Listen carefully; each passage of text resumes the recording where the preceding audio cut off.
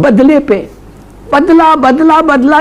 हमने पूरी दुनिया से स्मगल करके, चोरी करके, दुनिया के कवानीन को बाईपास करके, स्मगल करके हमने अपना न्यूक्लियर प्रोग्राम बनाया। दुनिया का कोई मुल्क अफोर्ड ही नहीं कर सकता कि पाकिस्तान डिफॉल्ट करे। ठीक है जी, 20 साल तक आप कश्मीर का नाम नहीं लेंगे।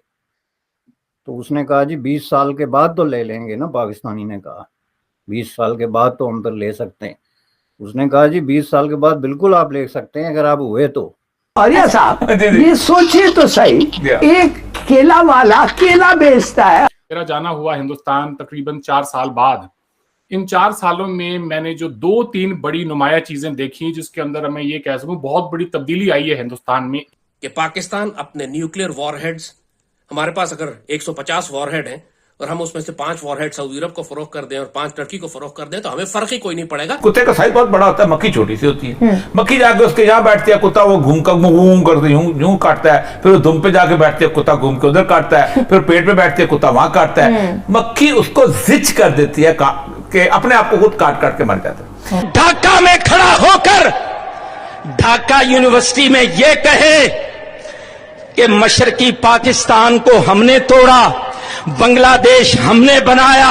अगर तू पानी बंद करेगा इंशाअल्लाह हम तेरी सांस बंद करेंगे। देश देख रहा है, देश देख रहा है, एक अकेला कितनों को भारी पड़ रहा है, एक अकेला कितनों को भारी पड़ रहा है। नमस्कार दोस्तों, पाकिस्तान की मीडिया को जावेद अख्तर की एक बात पर तो खूब मिर्ची लग गई, मगर अपने ही गोद लिए मोस्ट वांटेड आतंकवादी हाफिज सईद के वीडियोस पर उसके मुंह में दही जम जाती है।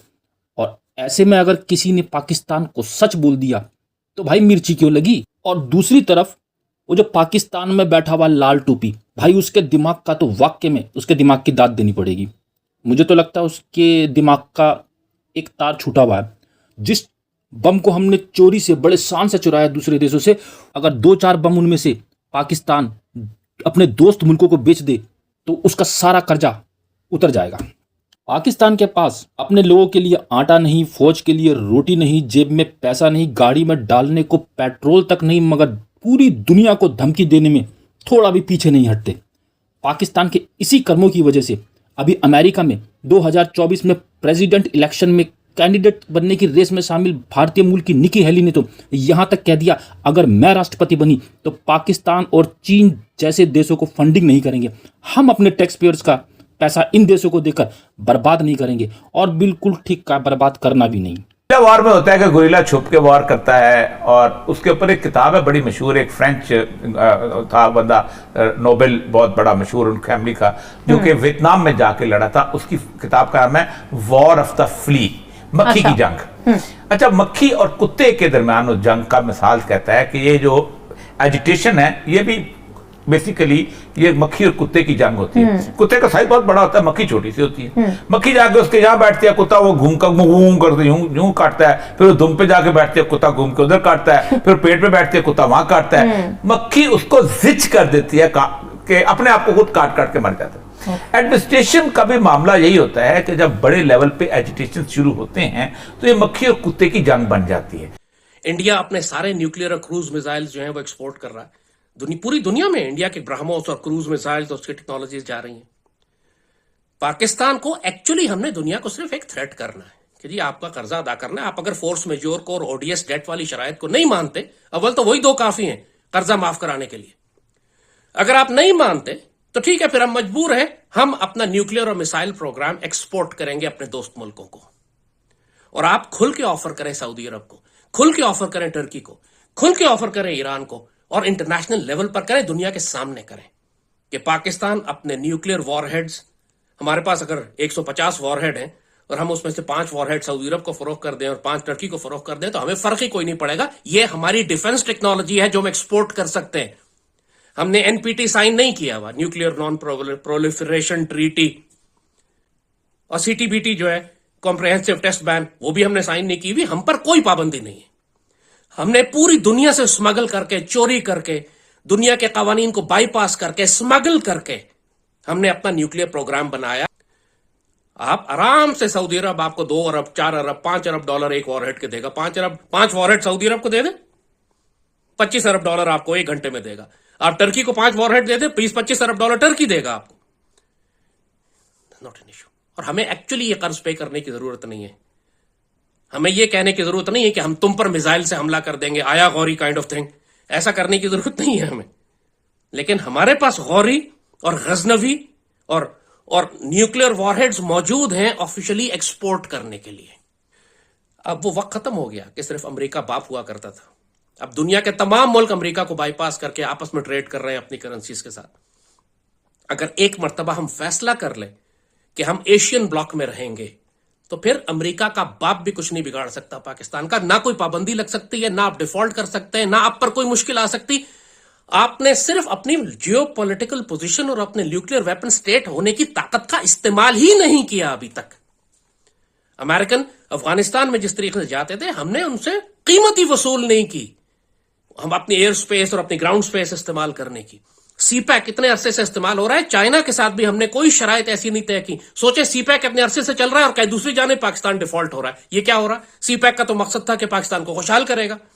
तो कौन सी शराइत हमने उसमें तय की थी जिनको खुफिया रखा गया कि बताया ही नहीं गया कौम को कि सीपैक भी है, सारा फायदा भी चीन को जाएगा, हम सिर्फ उनके टायरों में पंचर लगाएंगे और उनको होटलों में खाना खिलाएंगे। जो पाकिस्तान की लोकेशन है, जो हमारे अलायंसेज हैं चाइना के साथ, टर्की के साथ, सऊदी अरब के साथ, इस रीजन में जो हमारी पोजीशन और स्टेटस है, न्यूक्लियर वेपन स्टेट है, जो पोटेंशियल है हमारा, दुनिया का कोई मुल्क अफोर्ड ही नहीं कर सकता कि पाकिस्तान डिफॉल्ट करे। और पूरी दुनिया का कोई मुल्क अफोर्ड ही नहीं कर सकता कि पाकिस्तान अपने न्यूक्लियर वेपन्स एक्सपोर्ट करना शुरू कर दे ऑफिशियली। वो रोते हुए आएंगे, खुद आएंगे, अच्छा भाई कर्जे मत अदा करो, लो कितना चाहिए तुम्हें तुम ले लो, लेकिन तुम अपने न्यूक्लियर वेपन एक्सपोर्ट मत करो। लोग ऑब्जर्वेशन मेरे हिंदुस्तान के दौरे की है, वो मैं आपके साथ और हमारी ऑडियंस के साथ शेयर करना चाहता हूं। बड़े लंबे गैप के बाद, चूंकि कोविड आ गया था, मेरा जाना हुआ हिंदुस्तान तकरीबन 4 साल बाद। इन 4 सालों में मैंने जो 2-3 बड़ी नुमाया चीजें देखी, जिसके अंदर मैं ये कह सकूं बहुत बड़ी तब्दीली आई है हिंदुस्तान में। एक तो ये है कि वहां पर सड़कों का एक बहुत बड़ा जाल बना दिया है इस मौजूदा हुकूमत ने। मेगा हाईवेज की प्रोजेक्ट है, या तो कंप्लीट हो गए हैं या उन पर काम चल रहा है। दूसरा ये है कि डिजिटल पेमेंट जो है हिंदुस्तान में जब मोदी सरकार लेकर आई थी, तो लोगों ने उसके ऊपर बड़ा एतराज किया कि देखिए जी, इंडिया के अंदर ये कैसे इंप्लीमेंट होगा, यहाँ तो हमारे पास इंफ्रास्ट्रक्चर ही नहीं है, इंटरनेट ही नहीं है, कैसे लोग डिजिटली पे करेंगे।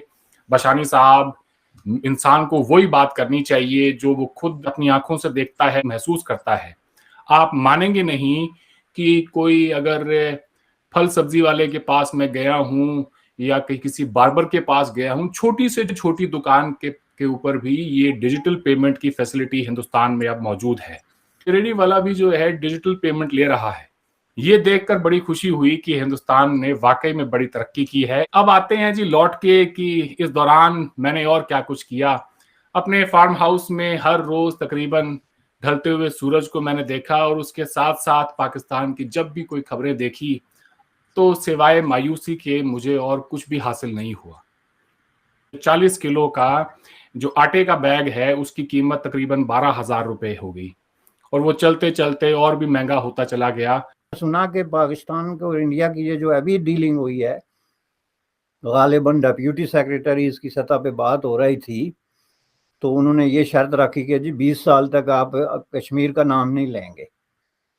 तो उसने कहा जी 20 साल के बाद तो ले लेंगे ना। पाकिस्तानी ने कहा 20 साल के बाद तो हम तो ले सकते हैं।